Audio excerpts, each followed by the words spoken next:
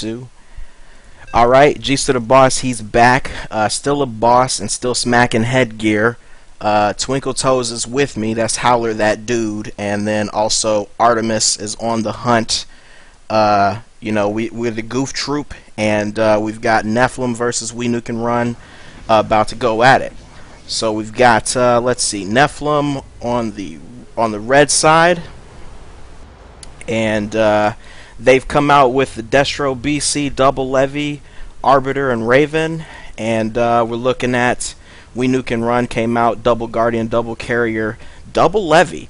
All right, so looks like it's about to get exciting. I'm gonna turn this to Howler right quick and tell me what do you think this initial interaction is gonna look like. Well, right now Silk Gods has already got his 4 tentacles up, and so does Silver. So it looks like they're expecting a launch from the opposing team. It is, a decent expectancy since Nephilim does tend to do a lot of launch builds. They also have the 6 interceptors, and it looks like they're not coordinating launches. They're actually just launching on various ships so that the storm cannot take them both out. You got 5 spawns and both guardians. They are not trying to kite with broodlings. They're actually just trying to not get run down by wildfire, who's currently putting pressure on Gifted One. Artemis? Yeah, this is going to be interesting because you're really going to see which players are the better Levy players, because we have Levy versus Levy matchup. But then also find it's interesting how the carriers are split on either side of the Guardians. Because typically when you have 6 and carriers, they usually stick together, launch together, regardless of whether or not there's an Arbiter in play. So let me ask you this, Artemis. What is, if you're the We Nuke and Run guys, what's ultimately your strategy here? How do you win this game? Well, I'm thinking my strategy is either these Leviathans we're hoping to go for Corruptors and for containment eventually after the initial farming rush. You have the carriers, you have the opportunity for Texas and rundown. These Guardians, I'm supposing they're going to be going more tanky. You could be seeing sort of a spawn supported by these carriers, but this isn't very beefy. So unless the Guardians or the Leviathans really become tanky, they could have a hard time holding their own in the middle. Because Wildfire's just having a fun one against the Gifted One. They do have their launches though, so we'll see how it plays out. Now Howler, it's kind of a thing, you think that We Nuke and Run is going to bust out muscle comp on you and do some flanking thingy and, all kinds of shenanigans. And they didn't do that. Do you think that, they're playing outside of their zone, or you think that people just maybe have a misconception about all of the different things that they can do? Well, I mean, if I was going to honestly pit I guess on this, I would think it's because it is the first game of the series. They do not want to be traditional We Nuke and Run. And the reason why I say traditional is because I have played against them several times, and it's been about 4 or 5 months since I first started playing with and against their players. And I think by opening with something that's unconventional to their style, it will lead the opposing team to be guessing for the next match. I think it's more of a psychological thing right now, and it looks like the teams are shifting over, putting incredible pressure on Wildfire. Yeah, it looks like they're putting pressure on Bite Light. There was a launch on him, and they're just pushing on the lane. So Bite he's going down. definitely going to take a lot of... Oh, this is a 0 HP? Oh, man. Okay, so... One Leviathan's down, and Wildfire's in the red, so he can't even push to make a trade on Silver. Oh, so that's hurtful, guys. We've lost Bite Light 5 minutes into the game. As I was trying to show you guys earlier, the farm advantage was already about 100 for We Nuke and Run. Now you're looking at about 350 right now, 350. Sizable in this early game atmosphere. I'm gonna turn this to the experts though, and Howler, how do you overcome now? How do you win this match if you're Nephilim? I'm very confused right now. Dusk was out for a warp point. The entire team, minus 1 Levy, was still at the tower. They could have pulled off a quick counter warp trick, and they could have easily taken out one of the guards, if not both. I mean, one of them was yellow, one of them was... They were actually both yellow. It would have been an easy focus fire cutover. And the one thing I want to comment about Twilight when he was actually taken out was he actually had the opportunity to go up on farm on the outside levy. He was already beating him by 2 range, but he was down 1 tentacle. In that case, I think I would have kept preventing the other levy from being able to upgrade by doing damage, because it's okay to two-shot farm as a levy if you're gonna push back the other levy so hard that he has no choice but to go all the way back, therefore opening up the farming lane for you and to get the tentacle. But sorry for rambling on that part. You said how to counter this. I think what's you got to do is you got to go Phantoms with a Dirty Appointment, Appomat, and you got to just play it safe with Phantoms and Chrono Boost and allow Wildfire to do what Wildfire does, which is lead the center of a team into a victory. But it does look like we will have Silver setting a war point. He's coming in on Dirty Appomat. Did a health regen. And Silver has rapid regen, so he's actually going into this with full health. So he'll be able to hang around until his team can warp. Nice coordinated warden. So I forget. I think we got some goats or something of that nature happening. Anyway, there's the warp in. Silver's taking an L though, taking heavy damage. They do have mad interceptors on Calypso, so unless shield transfer happens from Dirty Appomat, which I'm not seeing, he might go down as well. It might be a trade. Nah, he's getting out of there. Yeah, I don't think that was a necessary trade at that point. Wow, so a little bit of you know, you don't expect somebody to warp trick in there and get deboed, but is this just a result of not coming out with the same beef you're used to warp tricking on guys in with? Actually, I think it was because they had too much of a delay warp in. I don't know if it was because they were trying to counter, a storm on the entire team, or they were worried about EMP and they did get EMP. The first 3 ships did get EMP, so maybe it was strategic like that. Perhaps not. I mean, they did warp in with Corrosive Acid and Parasite, but they did not get a Parasite off. But they were using Corrosive Acid. And that's the disadvantage of this composition. There is no real tank. Like, at that point, the Leviathan is not... like, later in the game with a lot of health, sure, Leviathans can tank a lot, but they don't have a Destro who can just take the heat. And so, Silver was really dependent on actually just staying in there. Because otherwise, you have the Carrier and the Guardians. We do have 10 range on Dusk, and 10 range on Sub-Gods. So we'll be dual there. The only thing is, Dusk does have more bile, so he does do more damage. But he does not have health regen, while Sub-Gods does, so the Levy battle should be interesting, but Corrosive Acid does tear you a new one.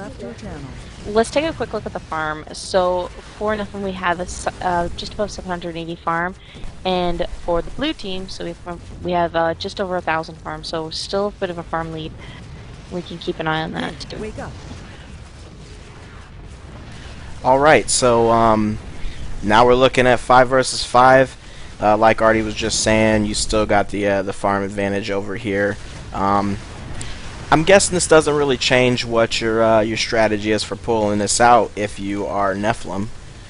So if you are We Nuke and Run, you just lost that guy, but you still got your advantage. What are you looking for? Is this is a long-term strategy for you, right? I mean, you do have double carriers, so you do have the double interceptor potential. I mean, there is a BC and a Destro and a Raven that you can attempt to infest. I know it seems infestation is a very iffy thing, but I feel it's one of those things that if you're going with an unexpected comp, you might as well keep doing unexpected things. And as long as you keep going interceptors, you will not lose the lead if you spend 300 farm on infestation. I know that's kind of a really risky thing that you probably don't need to do, since there is a Raven that can EMP you or a protective field during the infestation, but all you need is to force the Raven away with an interceptor launch and it leaves it open. And looks like Sub-God's buying a lot of health upgrades. He's just got over 16k health. Going after Dusk, who's going after Gifted One.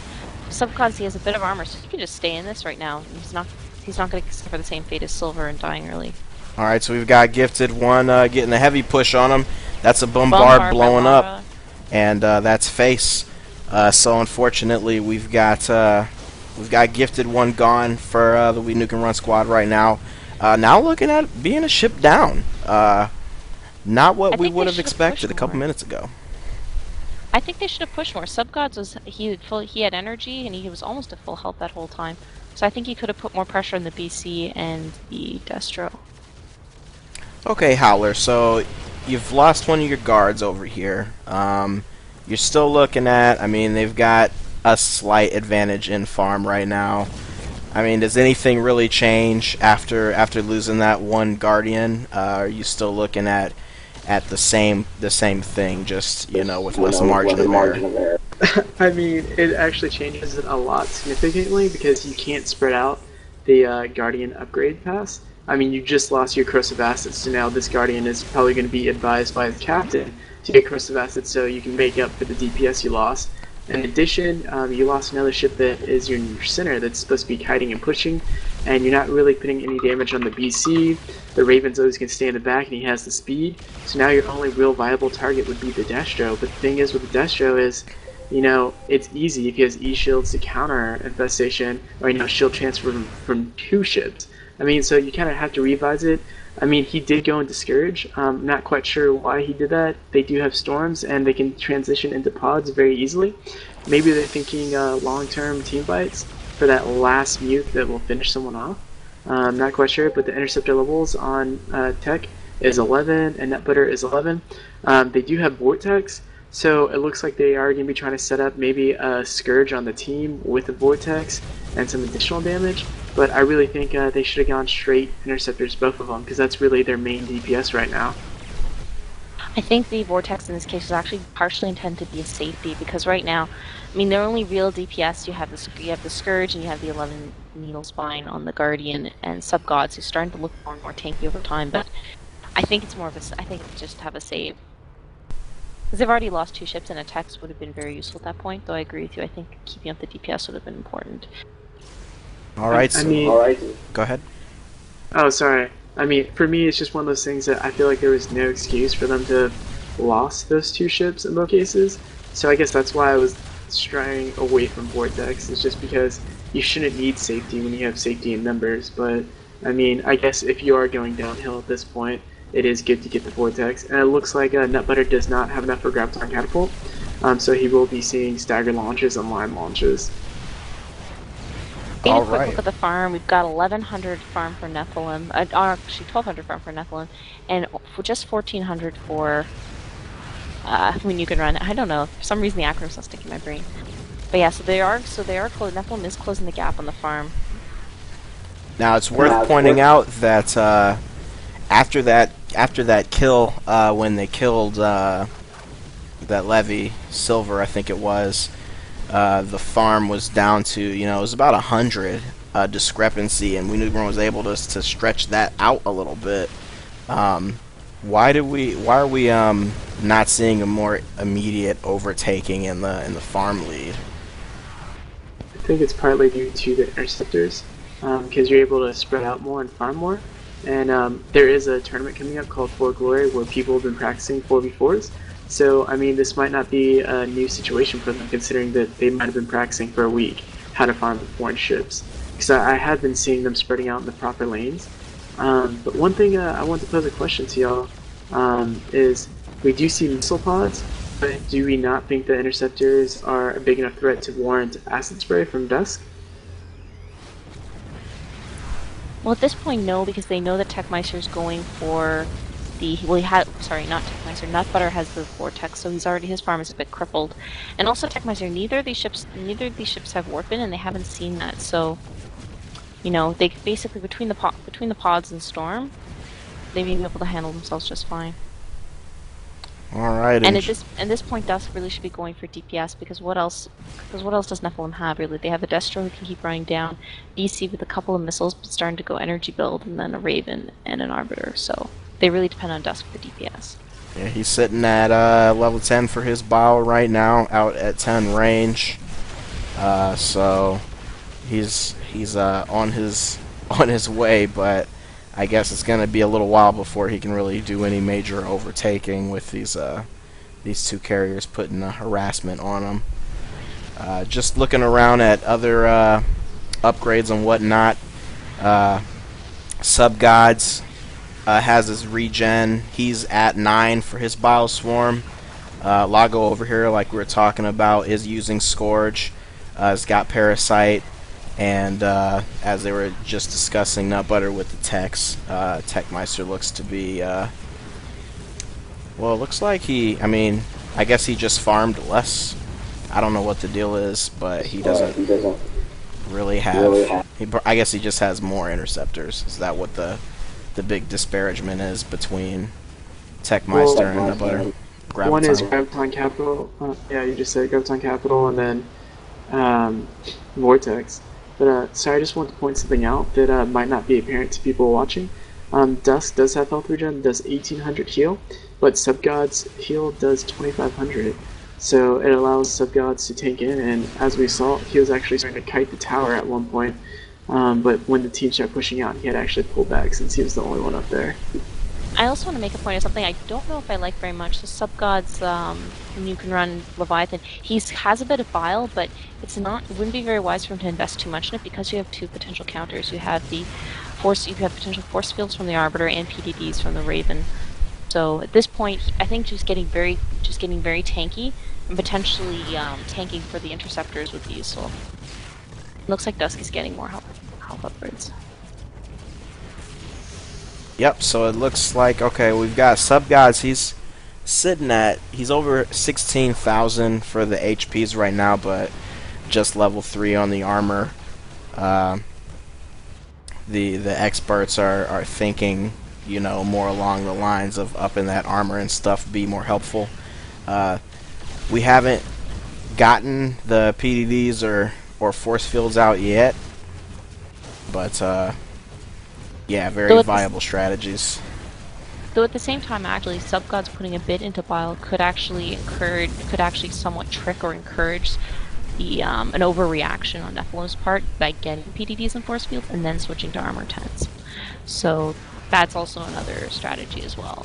Trying to force the other team to react to you and then doing something completely different after they've wasted, 300 minerals plus on useless upgrades. Oh, right, so trickeration. Go ahead. Yeah, Parasite's expired on Wildfire. It's on Calypso. Oh, okay. It's on the Raven. Yep, there she is. Right there. And looks like on the bottom, Dusk has been doing his thing down here, getting a lot of harassment. Two carriers down here messing around with them. He's had some support from the support guys that are on his side, so he's well ahead of everyone else on his team in terms of farm. And then, as you can probably expect, Subgods is high farm for the match in general. Looking at the farm overall, we Nuke and Run still ahead, almost a 300 advantage despite being a ship down. So the farming is working out for them quite well, and yeah, any sudden aggression by Nephilim could turn out to be a little more deadly than they expect, even with that ship advantage. Double feedback now on both the carriers for We Nuke and Run as well as Warpin. And PDDs will go down. Now, interesting question for you. We do see the Arbiter with 425 energy with only Storm. He hasn't upgraded his shield transfer. Are they really this terrified of Scourge and double interceptors when they had missile pods, protected field, and Storm? Could be possible. Dirty Appomat's been hanging around Dusk this entire match, basically just trying to protect him from the interceptors. It hasn't been incredibly effective because Dusk's farming has been stunted in comparison to Subgods, who's basically had free reign. Yeah, and we've seen Wildfire doing his part, throwing the bombards down on Scourges and interceptors too. So yeah, There's PDDs on Calypso. Oh, there you go. PDDs are out. Do you think at this point it was necessary? We didn't see him add any Bile Swarm over there for Subgods. So how helpful is that really? I mean, I think it's situational. I mean, I think it helps Wildfire push out to the outside lane and do it, because there is no counter to Bile when you're over there by yourself as a distro trying to farm against a Levy. So, I mean, for that purpose is the only reason why I'd see it being useful. Maybe if they're doing a deep push and Subgods is leading the charge, maybe for that as well. But overall, I would not have chosen to go PDDs. I would have chosen to go for Blackout, considering you have a double on the carrier. carriers, yeah. I'm really, really surprised though that we don't have a lockdown on Bruce Campbell. He's going for an energy build, and I mean, based on the upgrades, they have to suspect that new Nuke Run has a Tex, and currently the only counter we have to that is Calypso with his EMP. So I think that a lock would have been a wise decision. Yeah, I'm guessing that maybe a different way to tech as far as that would have been to not go so much onto the lasers and make sure that he had that instead. Oh, hey guys, we're seeing a cutover on the Arbiter and the Levy. Arbiter does have almost no shields left, and he still only has Storm. At this point in time, I would think you would want at least Chrono so that your Levy can do his work. I mean, he does have Acid Spray. So there's going to be no potential to deny for Vortex. Don't have the energy quite for it, but Nutbutter's going to have it by the time he gets to Dusk and Aftermath. Oh boy, it looks like we're the having energy's there. Could be seeing a Vortex here. There's the text coming out. Oh, nobody goes into it. You're definitely going to need a PDD at this point in time because the Levy is what is forcing the team to run away. Here comes the launch. Level 12 interceptors, Acid Spray. Scourge. I would have staggered that a little bit. Ouch! So he misses that Tex. Very. That's an opportunity missed. It is possible that he could have been helping the pizza guy with his bike at the time, but it is unfortunate that he missed that Tex for him. Nephilim's able to escape that, and we're back with someone lagging out right now. So Calypso. I mean, that was actually very fortunate. I mean, it could have been an easy 1-2 ship kill right there, but the avoiding of the Vortex will keep the game going. All right, so We Nuke and Run has extended their farm advantage, looking at 4 hundo right now. So Nephilim hasn't been able to catch up yet, but they're playing shrewdly. Okay, Lipso lagging. Yeah, lag is really annoying. I wonder if anyone ran the preloader custom map beforehand, because that is dead useful to combat against lag. Yeah, I've been using that, and yeah, for all you youngins out there, what we're talking about is the unit preloader. It's a custom map, top 5 rated custom map on your StarCraft 2. You sit there and like for a minute it runs every animation in the game, so that when you play whatever your real custom game is you want to play, it's already loaded into that cache or whatever, and you don't have that contributing to any potential lag that you could get. So there's a little hot tip for you from the Huntress. Start using it and stop lagging. Oh wait, nobody else is allowed to do it except my team. Well, hold on. I take it back. Let me have a question here. Now, do you have to do that before every game you play, or do you just do it once and it's good for when that day? When you start SC2. And I recommend, actually, if you're playing a lot of long games or something, restart SC2 every once in a while, too. That's also useful. Or restart your computer, if your computer is not a beast. It's a pussycat side of the line. I think she was throwing out an insult at one of us. I don't know which one she thinks has the silly computer. My computer, as the audience out there knows, is less beastly than most. So I'm pretty much here as an inspiration to the downtrodden. You can do these things. You might not be able to be 1080 with it, but you can still smack people's koofies if they hate on you about it, and you can still cast and stream along with the goof troops. So get out there, run your unit preloaders, use your 720 resolution if you got to, and you can still make a difference in this world, make it better for all of us. Hopefully we see Calypso come back here, but Hope so. While we're waiting, I'm gonna take a sec to talk some Star Battle basics with Howler and Artemis.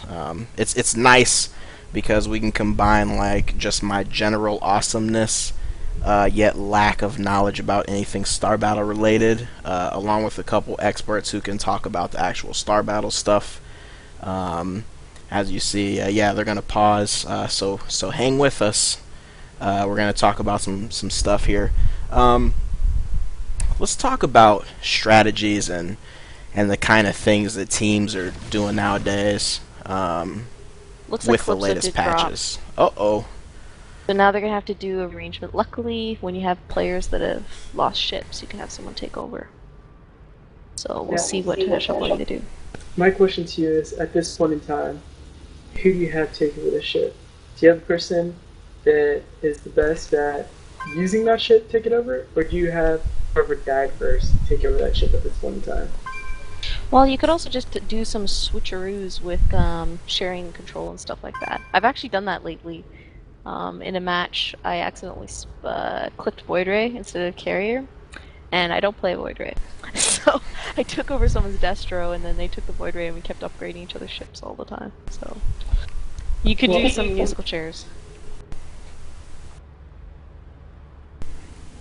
I mean, I'm a really big proponent of that. It's something that I do normally with some of my friends that don't like playing VRs. But the thing is, a lot of people don't like doing that in IH or tournament levels because they feel like, for some reason, it's too big of a deal, I guess I would say. It is annoying, and it requires coordination of the upgrades. I find that I mean, I'd be better at it because I've done it a couple of times recently because I spawned the wrong ship. But yeah, it's a distraction for sure because then these players have to be discussing what upgrades to get and how many minerals you have left versus actually, playing and doing your own thing. Just curious, because where my screen is right now, I can't actually see where is Calypso on the map. Does anyone know? Nope, I don't have him either on my screen, so not sure. He's probably back at base actually, because there are 3 ships at base, and I see the Destro, the Levy, up here in the middle. Well, then that solves the case. I happen to be on the other side of the map. Looking at the stars. Well, I was actually looking at the opposing mothership just because, I like checking there. Gotta watch for any craziness. There could be a party at the Protoss mothership. I mean, it could be like a corruptor attack there, the mothership goes down. It could be like, I mean, I've just seen too many games. They're great matches and have motherships or command centers sniped. Even though that's not really possible in this game, it's just a habit of mine to check both motherships. Yeah.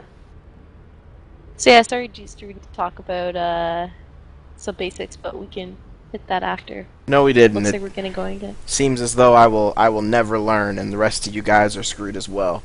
But we're about to get back. We're about to get back after it on this TSL, this star battle. This is week 2 TSL.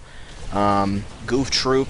There you go. You've got Bite Light, who died, taking control of Calypso's ship. So that's going to be your solution to that issue right there. So I have a very excitement stating. They do have Phantoms now, which I think they should have gone a really long time ago, and or Chrono.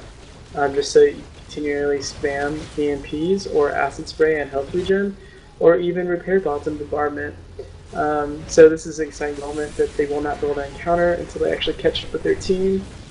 It looks like he only has the first... Actually, it looks like he doesn't have any upgrades on the Phantoms because of how fast they are dying. One thing I don't agree with, Bruce Campbell, the BC for Nephilim, put a lot of minerals into missiles, so it has 10 range, 11 missiles. I don't agree with this. I think Dusk, the Leviathan, should have been the main DPS, and Bruce Campbell should have gone for lockdown, because right now the carriers can sort of feed back with impunity and can prevent some of the counters. Yeah, there you see. Interceptor launches. Now, as someone that likes being sneaky, I personally don't like the idea of giving away the idea that you had Phantoms so easily. What we saw right there is he just sent the Phantom Raven for a suicide run, and then he just did another suicide with the Destro. I'm more of someone that tries to use Phantoms as scouts, and or taking DPS when you're doing team pushes, and or using it to trick to use Scourge or other abilities on him.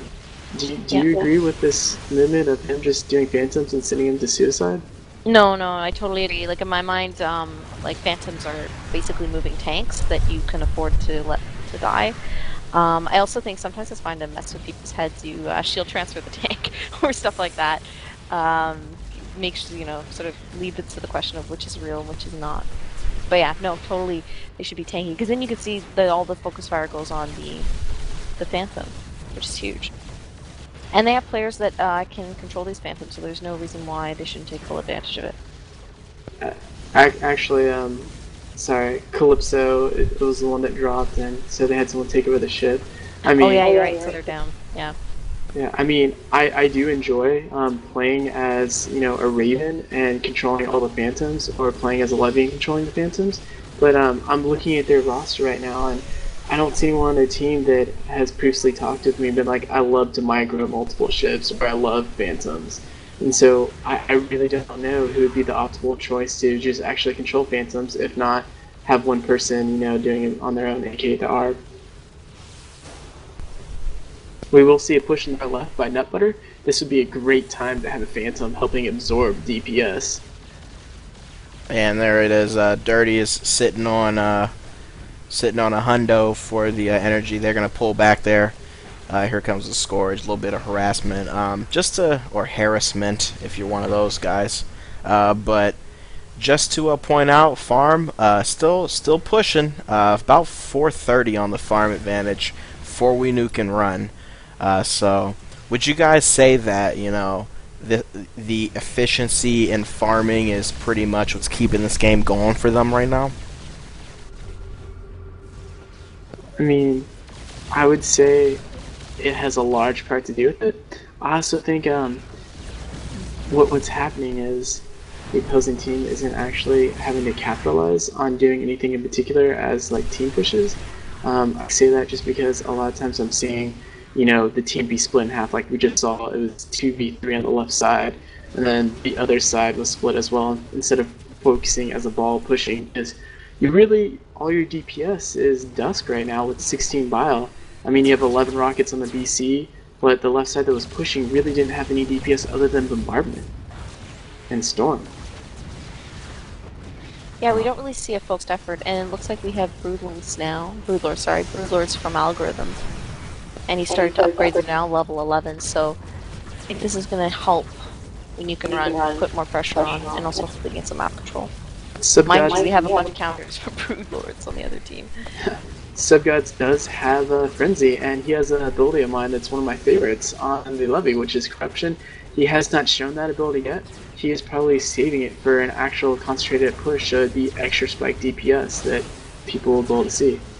Yeah, and that's one thing that people do forget about. That Corruption can be a bad boy. You take an extra 20% damage over 30 seconds when you've got that on you. It just hasn't, doesn't get used with the glamour, and you see people constantly frenzying and running up on people with tents and stuff. But yeah, it can be very effective, especially when you've got some ships on your side that are going to get really powerful. We got a focus push on Subgods right now. A lot of his bile was going towards the tanking Phantoms, and now I think everyone's going to just stick on him if they can.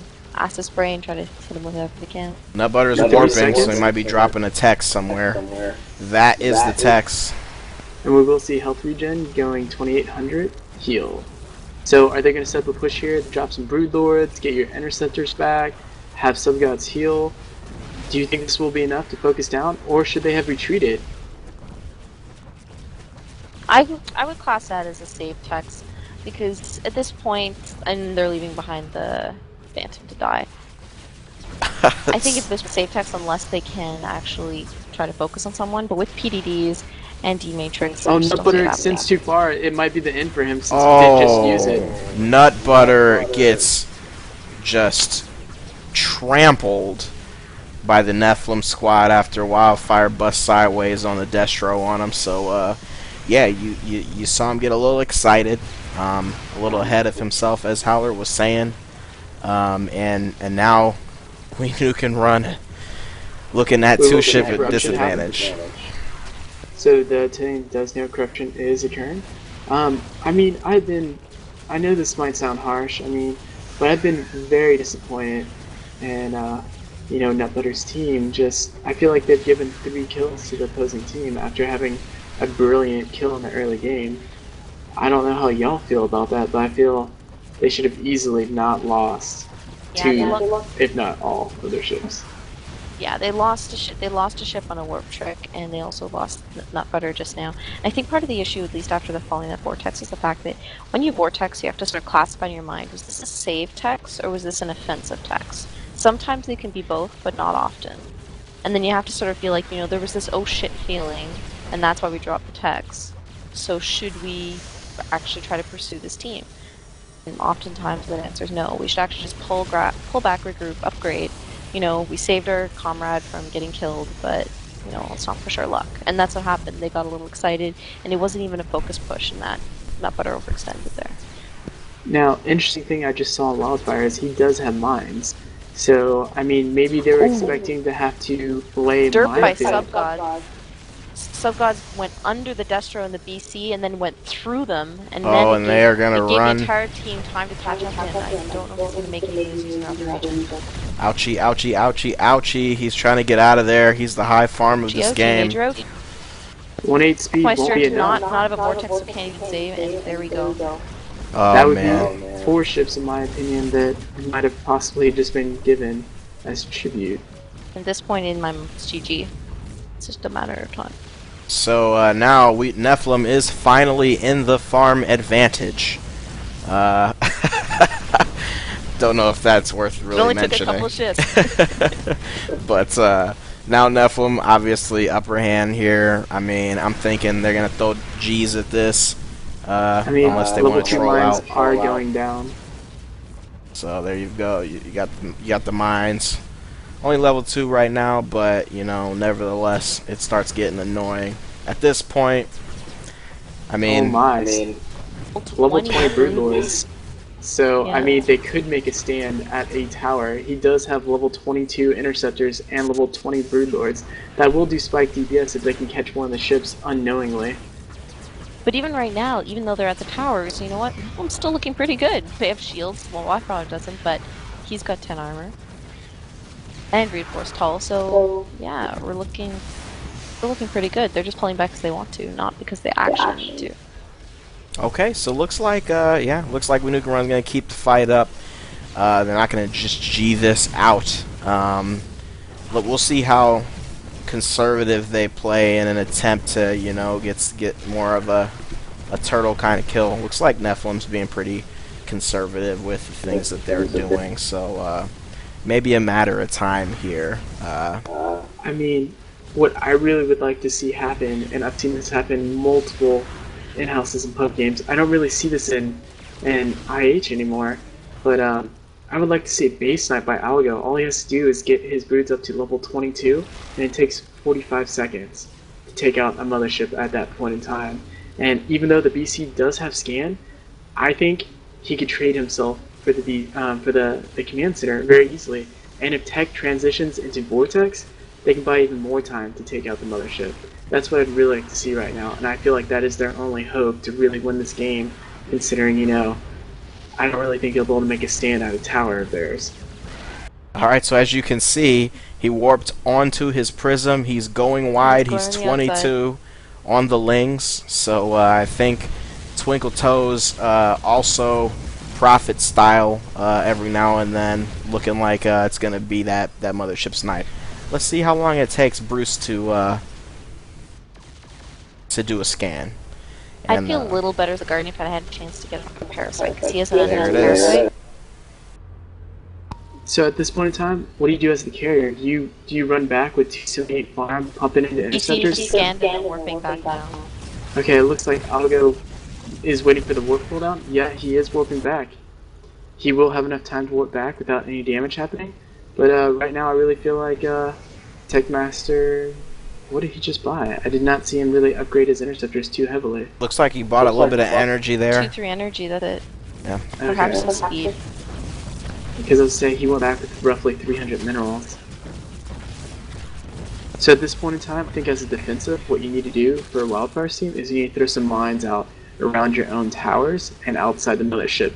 So in case you do not have scan available, you do see the the base snipe happen. And that's what do he's you doing. know? So there he Level is. 9 mine. Wildfire's got the mines coming out. Now it's that's gonna make this even harder. Alago is going to gonna do what at this point? Just try it and hope that he's not getting blown up in the. Well, I actually don't think they're aware of the mines occurring right now. I don't think he's laid down mines for them to see them happen, and I don't think they've actually clicked on his ship to see how much energy it has to see that it be mines. Plus, they've also seen him go repair bots and bombardment, so they might be thinking that's the reason why he has so much energy. So if they go into the mindset of not knowing that there's no mines, I would definitely still try to do it. I would just get Vortex, and that'd be my defense, is try to base snipe using a Vortex. But if they do know there's mines, I would not attempt to do a base snipe. I would just try to make a last stand at one of my towers and just focus fire. There go the mines, and they know about them now. Well, mines went off on Algo. What do you think about that? He had level 9 mines and he detonated them. Would you have waited until it would have been a for certain kill? Well, if the ship, look at how far down he went. If there was a little bit more DPS on them, if Dusk was closer, they probably could have just sniped him off. I think they could have bided their time a little bit more. Blackout on Techmeister there.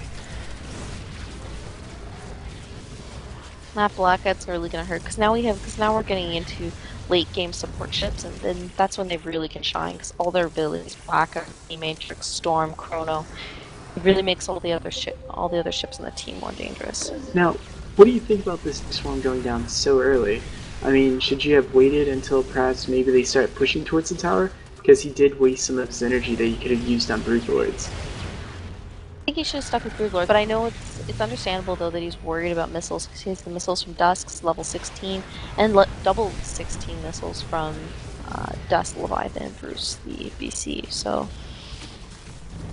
All right. But yeah, I would have dumped it in more energy for more Broodlords, I think. So you see Wildfire's placed the mines up along the top, so any ninja action would meet the mines up there. Right now, yeah, like Artie was saying, 16 on the long bolts, and 16 on those Bioswarm. So that's why you saw Alago go grab the Dark Swarm, sitting at 22 brutes still, 454 his energy, and Techmeister with 22 inch just ate a blackout, and there's the Dark Swarm. They're trying to protect the tower. But honestly, they're not going to break out of this contain, especially now that there are the mines to either detect or completely discourage a potential base snipe. Now, once again, I'm seeing more and more sacrifices of Phantoms for no apparent gain or reason.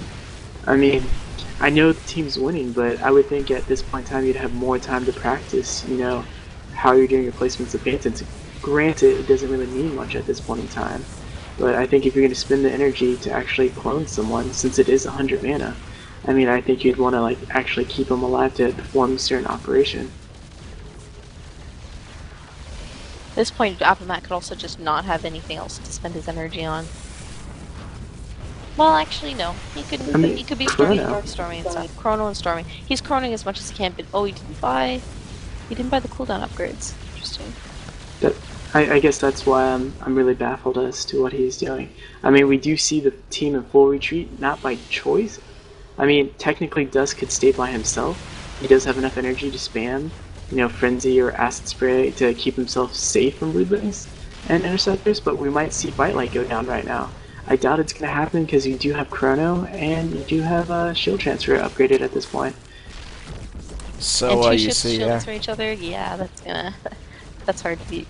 Yeah, you see them. The Interceptors go down. Bite Light did take a decent amount of damage there, but not enough, and not like a warp in and another launch by Techmeister. So he's gonna go ahead and back and get his upgrades. What are you gonna do if you are We Nuke and Run right now?